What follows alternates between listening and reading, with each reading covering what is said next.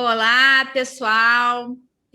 Estamos aqui hoje com uma convidada muito especial para a Diversidade Agora, a Renata Cerqueira.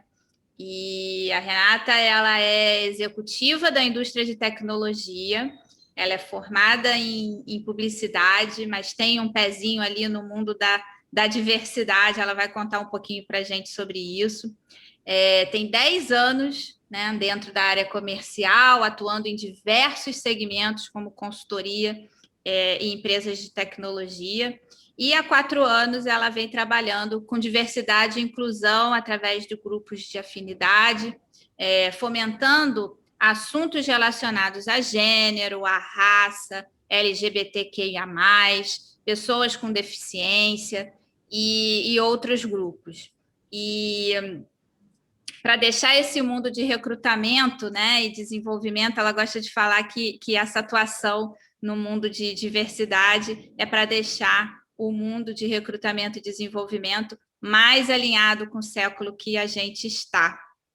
Ela é cofundadora do MIV, que é uma confraria de mulheres que promove networking, autoconhecimento e sororidade. Além disso, é mãe de 2 gatos, devoradora de caranguejo, deficiente visual e feminista.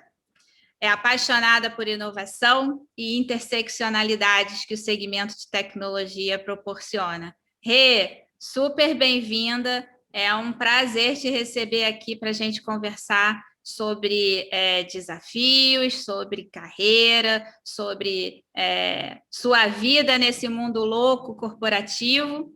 E para a gente começar, eu queria te pedir para você compartilhar um pouquinho da sua história, da sua jornada e como foi que você começou a se envolver mais, né, nos temas da área de diversidade e inclusão.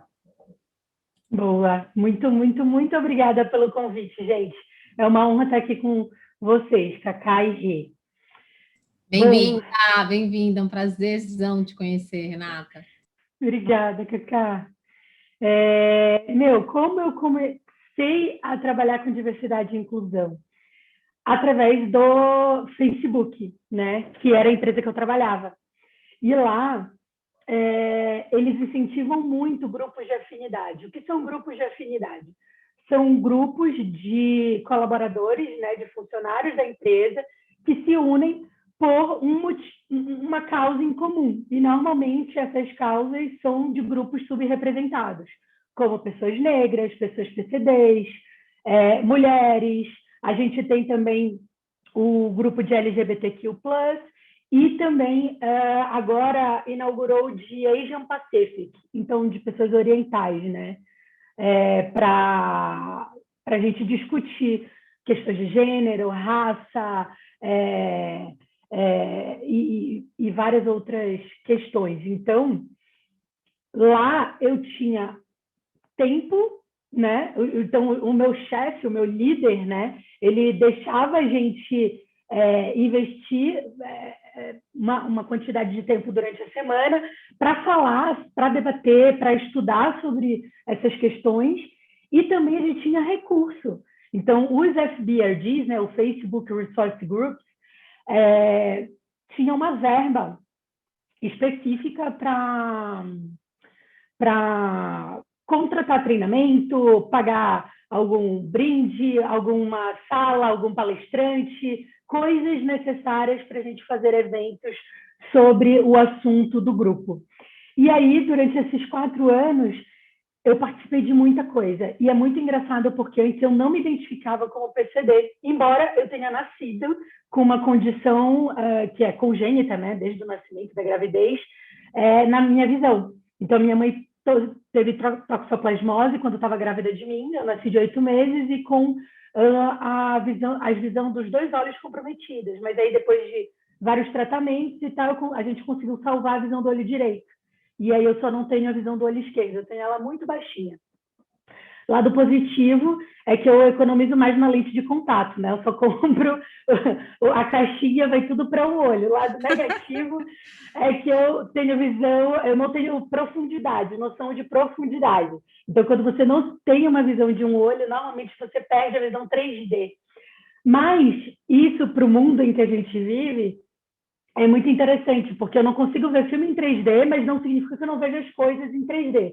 O cérebro ele é muito inteligente, então ele vai construindo as partes que o olho não vê, né? Ele fala, não, isso aqui deve ser assim. Então, eu dirijo, por exemplo, né? E para estacionar eu sou péssima, óbvio. Ainda mais parede branca, estacionamento escuro, dou uns totozinhos, dou uns beijinhos no carro. Meu carro está sempre com um batidinho atrás, normal, já me acostumei.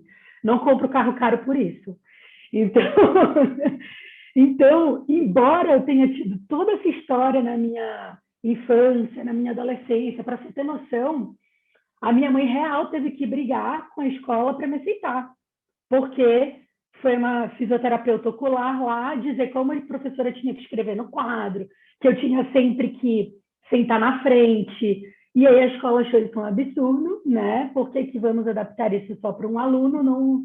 Não tem sentido. E a minha mãe teve que fazer barraquinhos, né? Barraco mesmo, ao longo da vida dela, para fazer eu ser aceita e pertencente àquele lugar.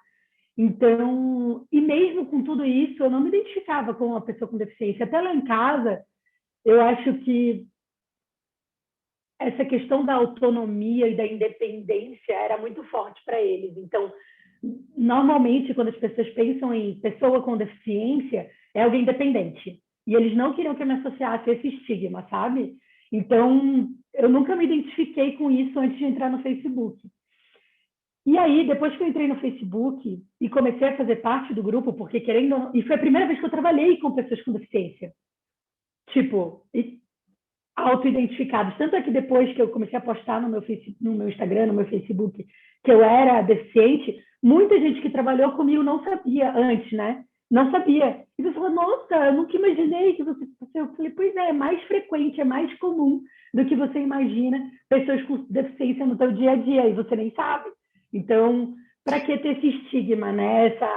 Nesse nosso subconsciente de que a pessoa é tão diferente assim, ou é dependente, ou vai causar algum problema ou algum fardo para alguém, né? Eu acho que essa é a grande preocupação.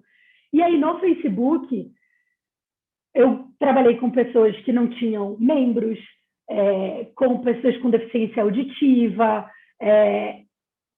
e aí a gente começou a se conhecer. E como era um grupo que tinham muitas deficiências não aparentes, alguns aparentes, mas muitos não tinham uma deficiência aparente, como a minha. Só de olhar para mim, você não sabe que eu sou deficiente, né? Então, uma pessoa com deficiência não é deficiente, é uma pessoa com deficiência. Então, a gente começou a se entender. E eu acho que eu falo de aha moments, né? Eu tive 2 aha moments no Facebook. Um foi uma vez que o grupo pagou um jantar às cegas para todo mundo do grupo. E, gente, é uma experiência muito louca. Eu já participei de um. Mas você já fez? Gente, Eu participei também. É transformador demais. É muito, muito, muito bacana. É sensacional, eu super indico. A gente fez na Duas Marias, eu nem sei se existe ainda, né? Depois da pandemia, porque já faz uns 3 anos isso. E aí, lá no Jantar às Cegas, me vendaram.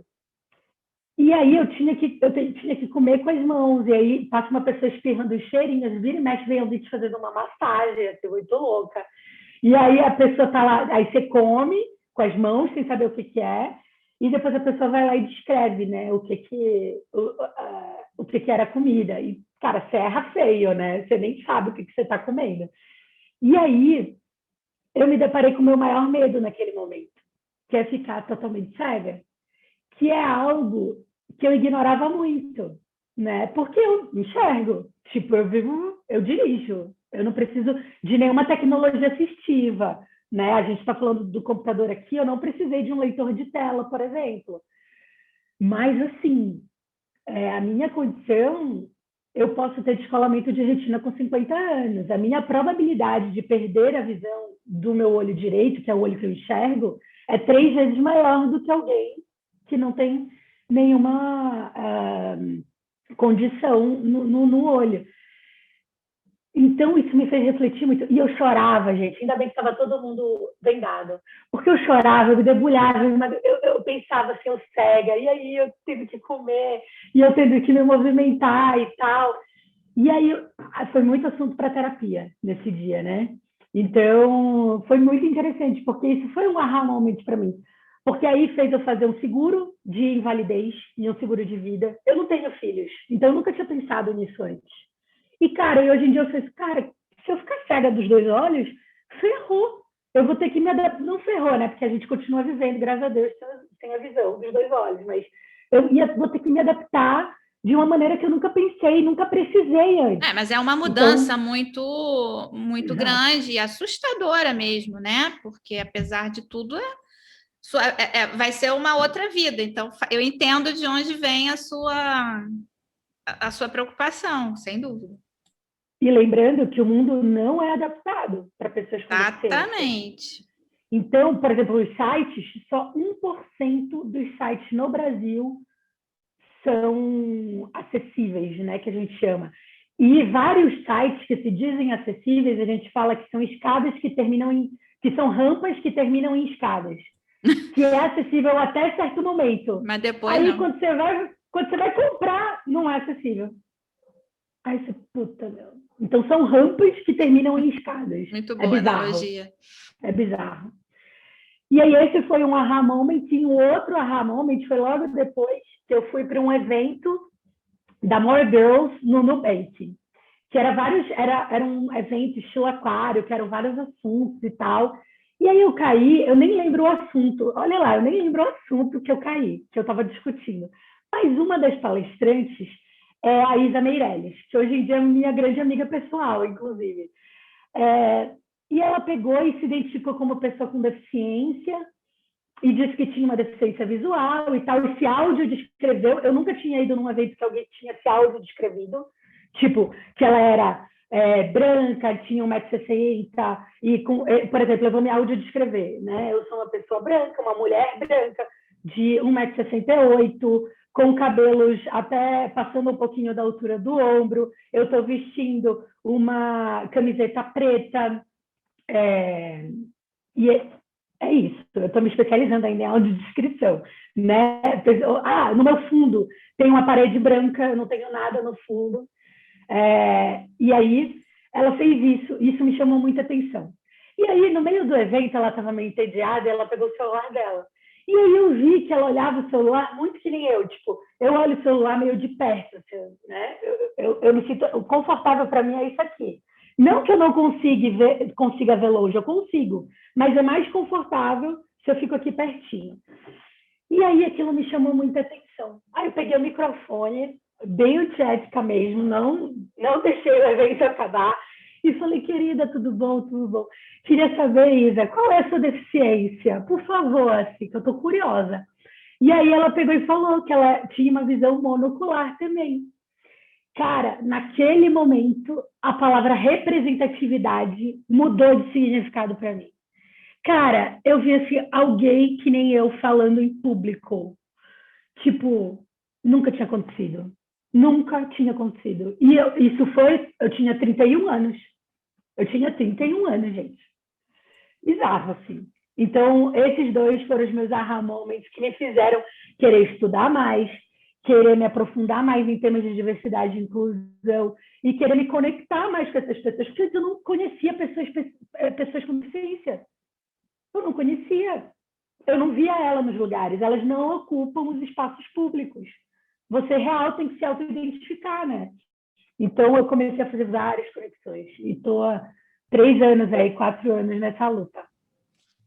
E é impressionante, né? Porque os números, eles não são irrelevantes, né? A gente tem 23% da população brasileira com algum tipo de deficiência, né? Dos mais leves aos mais graves, né? E a gente não consegue ver essas pessoas, né?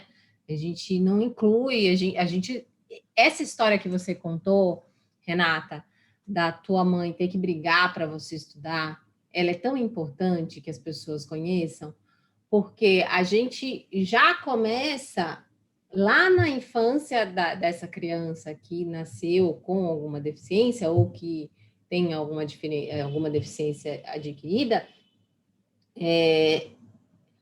a gente já começa a excluir ali, né? Porque daí, se você nasce numa família que não tem recursos, que não tem recursos até intelectuais para mudar essa realidade, né? Que não tem essa força que sua mãe teve, muito provavelmente essa pessoa pode chegar à vida adulta sem ter tido acesso à educação necessária para poder entrar no mercado de trabalho. Então, às vezes, as empresas falam, a gente não encontra os profissionais, né? E o que a gente precisa entender também é onde que estão as exclusões? Como que a sociedade está lidando com essas pessoas, né? Que possibilidades a gente traz para elas ou que muros que a gente está colocando na vida delas, né? A partir desses carimbos, né? Que a gente coloca por conta do nosso preconceito, né?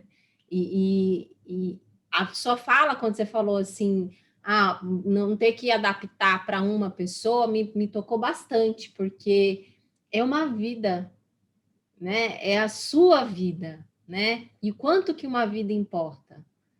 E isso é muito importante para a gente refletir. Eu já vou falar para você, tu tem que escrever um livro disso, porque deve ter um monte de criança precisando de escutar essa história, sabe? De te enxergar nesse lugar de representatividade e também de pessoas da área da educação de assumirem essa responsabilidade também, né? Porque...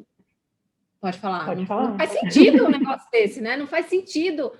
Em pleno 2021, a gente ainda está discutindo a inclusão de pessoas com deficiência na educação. Inclusive, estamos discutindo reverter os avanços, né? Porque tem discussões para que as escolas normais não aceitem mais, né, pessoas crianças com deficiência. Tem um projeto, inclusive, sendo discutido sobre isso. Quer dizer, é um absurdo, né? Todos os avanços que ainda precisam acontecer, a gente está discutindo para retroceder, né? E, gente, isso que vocês comentaram, o meu pai, ele era funcionário público ainda, eu acho. É que ele entrou numa empresa como funcionário público, depois privatizaram, etc. E ele fala que quando eu nasci, ninguém estava preparado. E não tinha nenhuma pessoa com deficiência na família dele, né? Nem da ele, nem da minha mãe. Então, eles não sabiam como lidar e tal. Então, isso que você falou, o aparato econômico, porque não temos adaptação para nada. A nossa saúde pública não é das melhores, embora tenhamos o SUS, graças a Deus. Mas, assim... eles tiveram que gastar o equivalente a um carro zero na época. Em 1988, um carro zero era muito caro naquela época, né? No meu primeiro ano de vida, para fazer exame, para fazer teste, para ter uma série de coisas para me auxiliar, para eu não perder a minha visão completamente. E aí, ele falou que teve um dia que ele chegou no trabalho e ele não conseguia parar de chorar. Ele sentou no trabalho e começou a chorar. Aí o chefe dele pegou e falou assim, Luiz, que é o meu pai, né? Cara, vai para casa, cuida da tua família. Você tem uma semana de folga.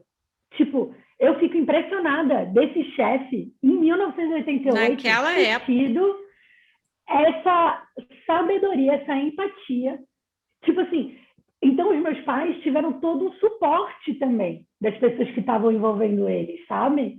Então o chefe do meu pai foi extremamente sábio naquele momento. Hoje em dia, eu não vejo outros chefes, né, outros gestores de outras empresas terem esse tipo de atitude, e esse cara teve. E na educação, só para vocês terem um dado, somente 6% das crianças com deficiência atingem o ensino superior, tem ensino superior completo. Então, se a gente tem aí um número baixíssimo de pessoas negras, por exemplo, com inglês, somente 6% das pessoas negras têm inglês, se eu não me engano. quando a gente vai para pessoas com deficiência, é um número menor ainda, porque pouquíssimas concluem ensino superior, por exemplo. Então, até hoje, temos que lutar para a educação de pessoas com deficiência, assim. E detalhe, a minha deficiência não é severa, não é severa. Eu fui para o Facebook, né, me proporcionou uma viagem para Chicago, no maior evento de pessoas com deficiência do mundo. E lá, cara, foi uma experiência surreal, assim.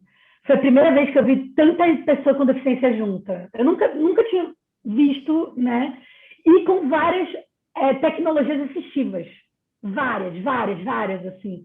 Então, legendas automáticas em todas as salas. Quando a palestrante falava, tinha lá as legendas, tinha intérprete de Libras. Eu nunca tinha falado com uma pessoa que usasse uma outra pessoa para se comunicar, né? Que é o intérprete.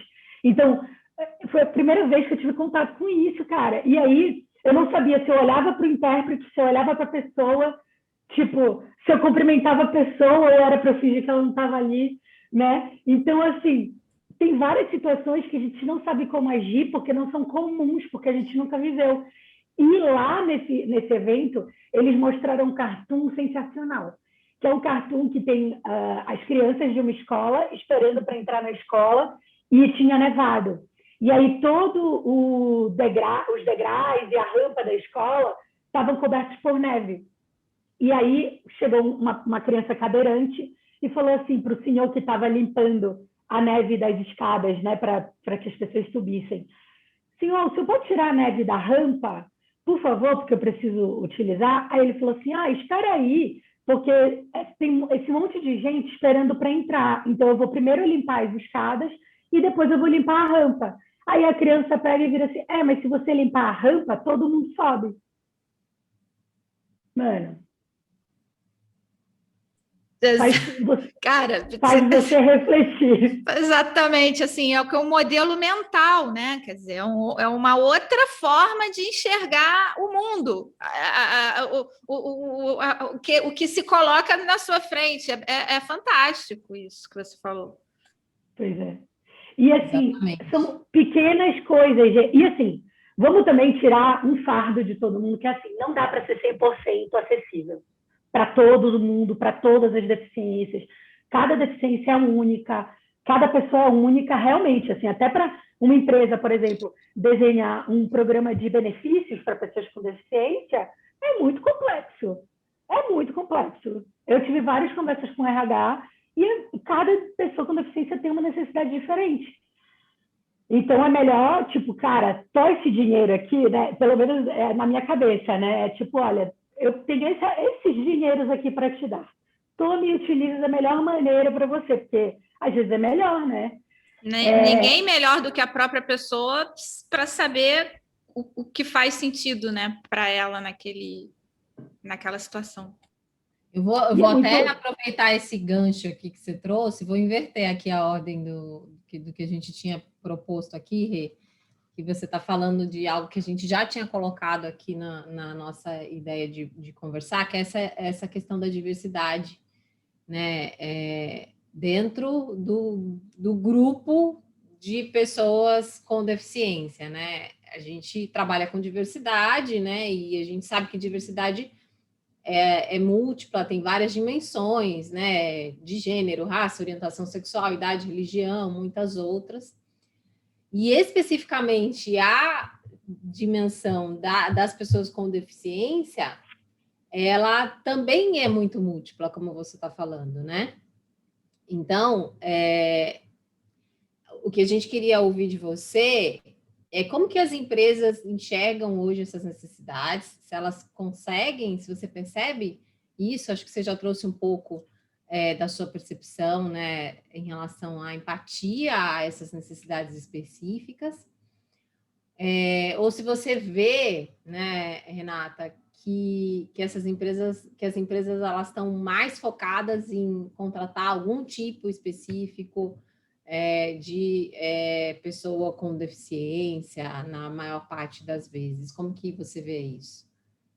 Cara, é muito legal essa tua pergunta, porque no Facebook, a gente montou um grupo empresas para discutir isso, né? De PCDs, para a gente discutir como as empresas estavam se programando, se planejando, repensando, né, para incluir mais pessoas com deficiência. Normalmente, as empresas contratam pessoas com deficiências não severas.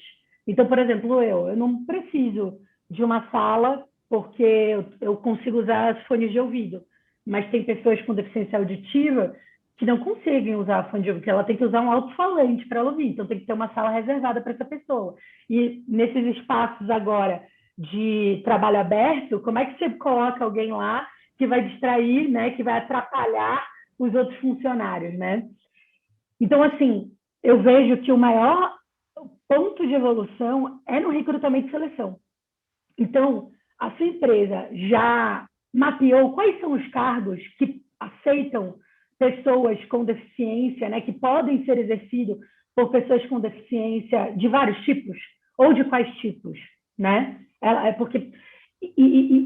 assim, entrou uma pessoa no Face que eu admiro muito, eu chamo ela até de professora, que é a Luísa Nunes, porque ela me ensinou pra caramba. Ela já liderou um grupo de um time de 8 pessoas com deficiência. Uma surda muda não oralizada, uma pessoa surda não oralizada, eu acho, 2 pessoas cegas, completamente cegas, enfim, e várias outras deficiências. Então, assim, ela falava, cara, então eu sabia que a pessoa cega não dava para criar o PPT, ela não pode fazer o PPT. Então, essa tarefa ficava com outra pessoa do time, mas ela conseguia apresentar lindamente. O que precisa é a pessoa que criou o PPT passar o PPT antes com a pessoa cega, para ela apresentar. E, gente, é tão simples. É tipo assim, porque hoje em dia a gente tem tecnologias assistivas para as pessoas completamente cegas lerem, escreverem, né, se comunicarem no geral. Então fica um ponto aí. E aí, então, mapear todos os teus cargos.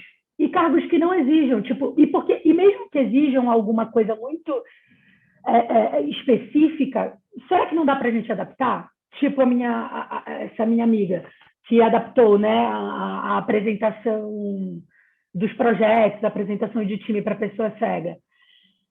E veio assim, a gente tem um negócio uma questão no mundo de pessoas com deficiência que é nada sobre nós sem nós. Então, por exemplo, eu sou uma pessoa com deficiência, mas eu posso falar em nome de uma pessoa tetraplégica? Não. Eu posso falar no lugar de uma pessoa surda? Não. E eu nunca me esqueço, uma das coisas assim que eu acho que ficaram muito marcadas na minha memória foi num evento que a gente ia fazer e a gente pensou assim, mas vai ter legenda. Será que a gente precisa contratar o intérprete de Libras? Que vai ter legenda.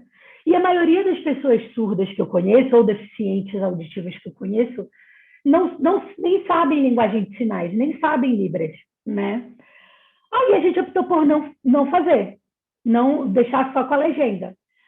Cara, depois eu fui entender o porquê que a Libras é tão importante. A comunidade surda é uma das mais unidas no Brasil. E no mundo, eu acho, inclusive o e-mail foi inventado por uma comunidade surda. O e-mail, para a gente se comunicar por texto. Olha que louco!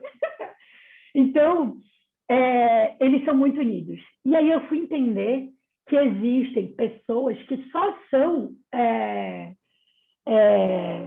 ensinadas na linguagem de sinais. Então, elas não sabem ler. E, assim, até mesmo para quem usa a linguagem de sinais e que saiba ler, é meio diferente. É que nem quando a gente está aprendendo outra língua, que meio que a ordem da frase muda. Em Libras é assim, a ordem da frase muda, né, na nossa lógica. Então, é muito importante ter linguagem de sinais, primeiro, para você não excluir pessoas que não conseguem ler ou que são oralizadas em Libras, né, que são educadas em Libras, e também para ter um statement social. Quando a gente tem uma pessoa fazendo linguagem de sinais, interpretação de sinais, você está dizendo, eu quero incluir, eu estou disposto a incluir. Tipo, é algo que a empresa está intencionalmente colocando, saca? É como Então, se assim, você é como se você tivesse explicitamente, né, declarando a sua preocupação com a inclusão. Exato, exato. E eu acho que esse é outro ponto, ser intencional sobre as coisas. Quando a gente fala de inclusão, a gente realmente tem que querer. Não é só a tua meta, não é só a cota, né? Então, tu realmente tem que querer incluir, cara. Então, as empresas, eu acho que tem que começar a expandir esse olhar para o além da cota, para o além da deficiência não severa, né? Porque o grande ponto de inclusão de pessoas diversas é inovação e lucratividade, porque você tem um ambiente mais inclusivo e mais inovador, já que você abrange vários grupos. Se tá só pessoas que nem eu, branca, classe média, etc., a gente não vai pensar em coisas. Saiu agora, tá um bafafá, né, da startup masculina que lançou uma luva para as mulheres tirarem o absorvente. Como se fosse um problema feminino. Assim, Exato. criamos um produto para resolver um problema feminino. Eu até comentei nesse artigo que eu vi lá no LinkedIn. Luva rosa.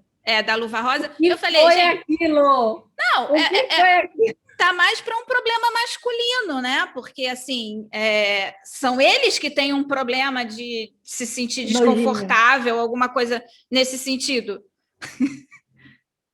Exato. Não, e quem aprovou isso? O board deve ter sido todo masculino dos investidores hoje. Com certeza alguém que não menstrua e nem usa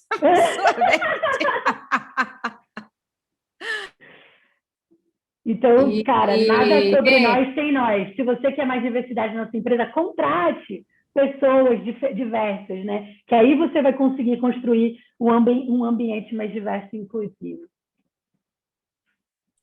Você ia falar alguma coisa, Cacá? Não, ia comentar sobre essa matéria mesmo, né? Se fosse, né, há 20 anos atrás, né, que era outra realidade, né? Hoje a gente está falando de parar de usar absorvente, né? A gente tem um monte de possibilidades hoje para não ter mais lixo no mundo, né? As mulheres estão se reconectando com o seu feminino, né? Ressignificando essa relação, né, com o sangue menstrual, e a gente está vivendo uma outra realidade, completamente diferente do que era a questão da menstruação há 20, 30 anos atrás, né? Então, é muito surreal esse fato, né, que essas pessoas trouxeram, e que não tem a ver diretamente com diversidade de pessoas com deficiência, mas mostram o quanto que a falta de representatividade, como você falou, né, nada sem nós, nada sobre nós sem nós, adorei essa frase, é um problema para a inovação dentro das empresas, né? Porque você está criando produtos para públicos que não existem, né? Então, você está fazendo investimento, você está fazendo desenvolvimento, está fazendo pesquisa para necessidades que não existem no seu mercado, não existe mercado consumidor para isso, e isso é o básico, né? Quando a gente está falando de empreendedorismo, né? A gente saber pesquisar se tem mercado para um produto, né? Não. Você vai lançar um produto, você desenvolve, você lança, você produz, você bota para vender, para depois perguntar se tem alguém que vai comprar esse negócio. Ai, gente. Ô, Rê, quando você estava falando, né, sobre essa líder lá do Facebook, que você chama de professora, que te ensinou, e que ela trazia pessoas com deficiência para ocupar posições ou atividades, desempenhar atividades que não necessariamente seriam, né, pensadas para pessoas com deficiência dentro do mercado comum. A gente vê, né, normalmente pessoas com deficiência relegadas a alguma atividade mais de back-office, talvez que não apareça tanto, justamente para que não tenha, né, algum tipo de... Não sei, eu enxergo isso como assim, para não mudar muito ali o ambiente, sabe? Ou para talvez não ter tanto trabalho em, de fato, incluir a pessoa. É uma leitura que eu faço. E do jeito que você colocou, é justamente o contrário, né? O que ela fazia era pensar no que aquela pessoa poderia agregar, poderia trazer, né, para o time, destacando as habilidades que ela tem, né? E aí a minha pergunta é, não só em relação, acho que em relação a todas as dimensões de diversidade, como que você enxerga o papel da liderança nesse acolhimento, nessa inclusão? Porque a gente vê também muitas empresas com ações, né, de diversidade, de trazendo pessoas diferentes para dentro da empresa, que o recrutamento faz isso, mas depois essas pessoas elas não são incluídas. Esse direcionamento eu enxergo que deve vir muito da liderança que está recebendo essas pessoas no time. Conta para a gente se você teve alguma experiência contrária também nesse sentido. Cara, assim, quanto mais eu estudo sobre diversidade e inclusão, mais complexo eu vejo que é. Porque, assim, incluir alguém parece fácil, mas requer intenção, sabe? Não é também um bicho de sete cabeças, né? Mas precisa de disposição, atenção, carinho, empenho, sabe? Então, eu acredito que, primeiro, para incluir alguém bem, tipo assim, uma experiência contrária, infelizmente eu não tenho essa experiência boa de ver que alguém foi incluído e nós, tipo assim, tem pessoas que são caricatas e, tipo, pessoas brancas, né, o crossfit, assim, não quero estigmar também ninguém aqui, mas, assim, pessoas com certo perfil que a gente padroniza, né, como o normal. Isso, aí eu já vi. Quando essas pessoas entram no time, nossa, elas são acolhidas. E aí falam de futebol. E aí falam com não sei o quê. E aí vão num restaurante, trocam dica de restaurante e tal. Para você ter noção, eu já tive amigos que vieram do interior de Minas. E que a gente falava em POC e ele nem sabia o que era. Então, a inclusão, gente, não é só de pessoas com alguma deficiência. É a inclusão de tudo, de raça, de região, de várias coisas. Então, o poke, para quem não sabe, né, um bowl, uma vasilha com tudo com sushi, sonomono, que é uma salada de pepino, Tudo junto, né? etc., arroz, É um prato havaiano, né? É havaiano. É havaiano até, desculpa. Não é comum Exato. aqui. Exato. E aí, tipo assim, então, a gente se conecta muito com o que é comum para a gente não pensa que não pode ser a realidade do outro, né? Então, eu acho que a liderança tem um papel extraordinário de poder influenciar isso, de dizer, cara, vamos conhecer melhor, não vamos colocar as pessoas em caixinhas. Então, como está sendo o onboarding das pessoas que estão entrando? Ela tem alguma coisa em comum? Porque eu já entrei em time que eu não tinha nada em comum. Eu não sou de São Paulo, eu sou de Belém do Pará, gente. Então, eu não tenho amigos de infância aqui. Eu já entrei em empresa que a galera se conhecia do colégio. Fala, Renata, eu como açaí com comida, não como açaí com sobremesa. Exatamente, mas é tipo isso. Entendeu? Então, tem uma série de questões que a liderança pode dar o exemplo. Porque o ser humano é muito... é mímico, né? A gente imita, a gente reproduz o que a gente vê. Então, se você está num ambiente onde a liderança nem sabe quem são as pessoas novas que estão entrando, nem conversam... No Facebook tinha um negócio que eu amo, que eu queria que toda empresa tivesse, que é o skip level conversation, que é a conversa pulando um nível. Então, o que é isso? Eu conversar com o meu diretor, né, com o chefe do meu chefe, sem o meu chefe. Eu conversar com o meu VP, sem o meu diretor e o meu chefe na sala. do time inteiro conversar com lideranças. Isso eu acho que aproxima muito as camadas, sabe? Então, as camadas da empresa, os ciclos, etc. Então, quando você vê os gestores, mas não pode ser só de fala também, tá? Porque a pode gente ser, nota. exatamente. Aí, quando eu não tenho um exemplo, então, putz, tá, você está num grupo de VPs ou de diretores, não tem um negro, não tem uma pessoa com deficiência, não tem uma mulher no board. Então, não venha me falar que você se importa, né? Tipo, é uma reflexão. Então, quando eu falo de inclusão no ambiente de trabalho, é isso. Vem desde coisas simples, tipo, quais os assuntos que estão sendo falados na hora do almoço, até qual a função dessa pessoa. Ela precisa de alguma tecnologia para assistir ela a fazer a função? É isso, e também o exemplo da liderança. Então, a liderança, ela está no dia a dia, isso não é pauta do grupinho de afinidade somente, né? Daquele grupo de pessoas. Tem um momento que eu até nem queria mais ser líder dos grupos de afinidade, porque é um problema de todo mundo, né? É uma questão que cada um tem que encarar, e não só o da garota do RH, né? Da pessoa, olha eu sendo aí machista, da garota do RH, da pessoa que trabalha no RH, entendeu? Então, eu vejo assim que a liderança pode influenciar muito, primeiro, se importando, falando sobre o assunto e dando exemplos concretos, né? Ou então tendo metas do tipo, cara, eu vou ter metade do meu time diverso, ou 2/3 do meu time com algum tipo de diversidade, seja de gênero, de raça, de preferência sexual, de pessoa com deficiência, etc. Entendeu? Acho que ajuda bastante quando a gente tem essas 3 coisas juntas. Que aula, Renata, que aula. Nossa, quanta coisa que você está ensinando para a gente hoje, e eu tenho certeza que as pessoas que assistirem esse nosso encontro aqui também vão aprender muito.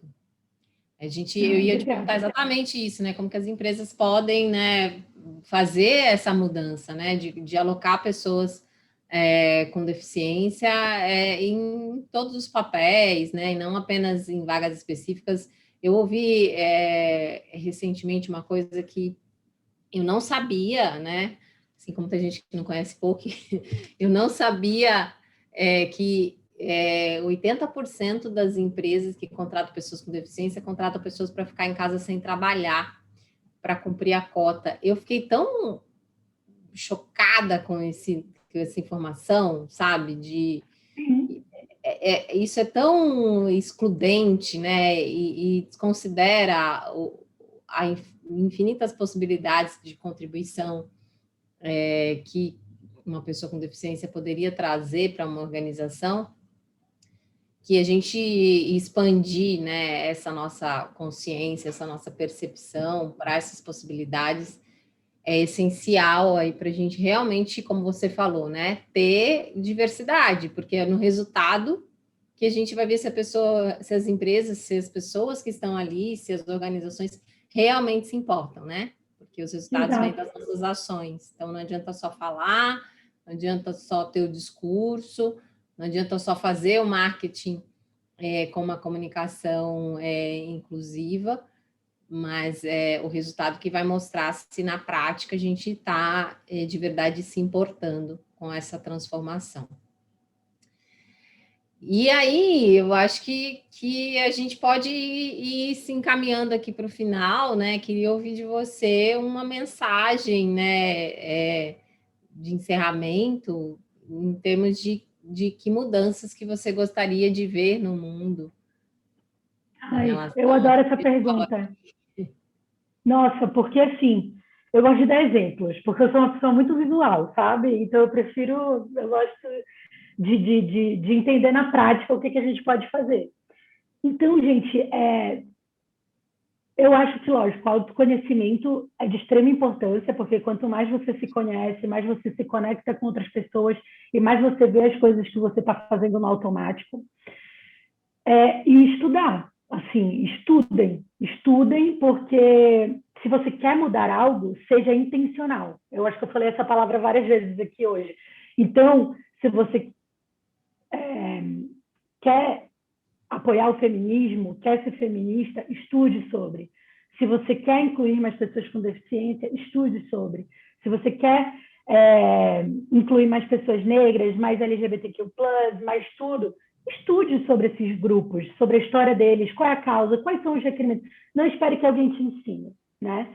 E falando aqui sobre pessoas com deficiência, eu vou dar alguns exemplos aqui de como a gente pode ser mais inclusivo. Por exemplo, em chamadas de vídeo, né? Em reuniões por vídeo. Se tem uma pessoa com deficiência auditiva no teu time, pede para todo mundo ligar a câmera, porque grande parte do entendimento da pessoa está na leitura labial.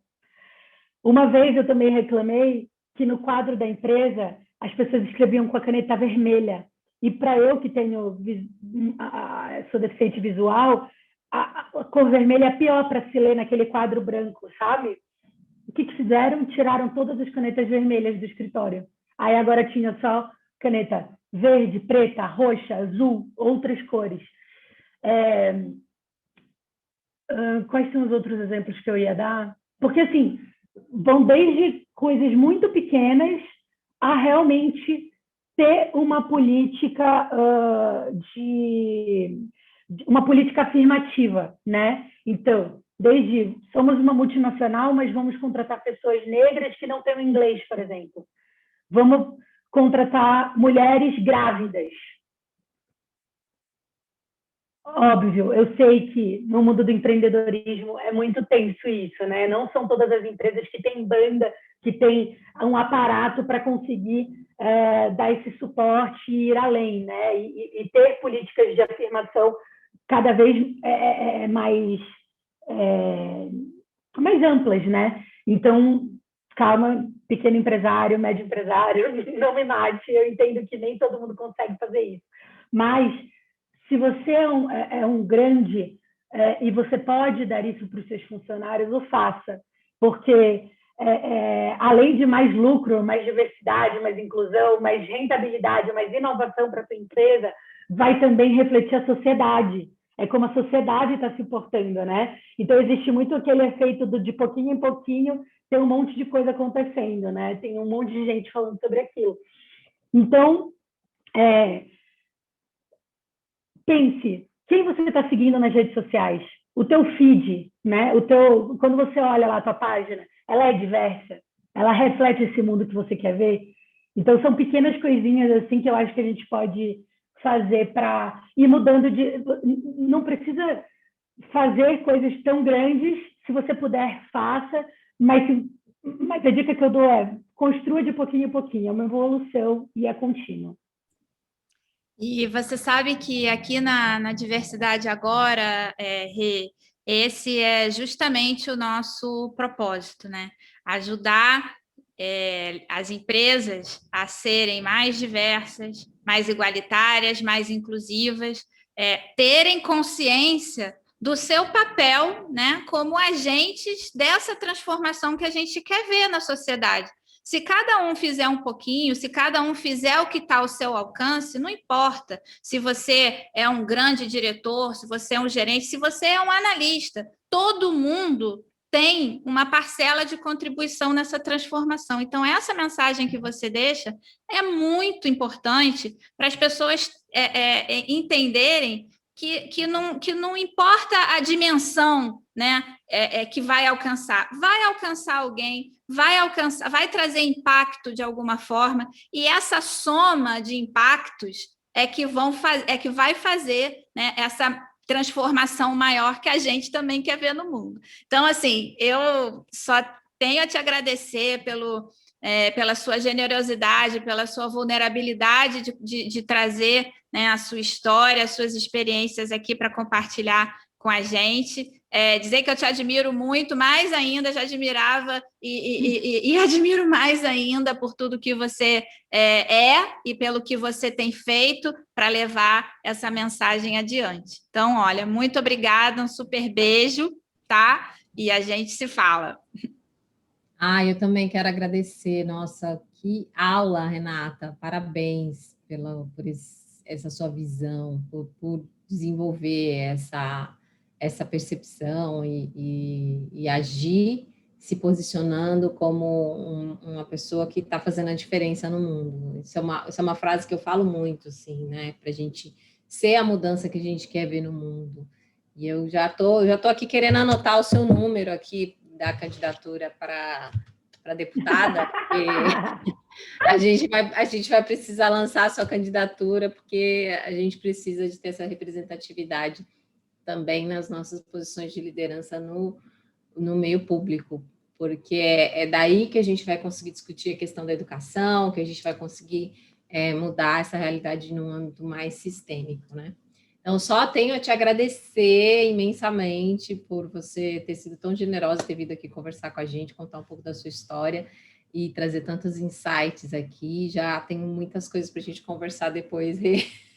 Ai, gente, muito obrigada pelo convite.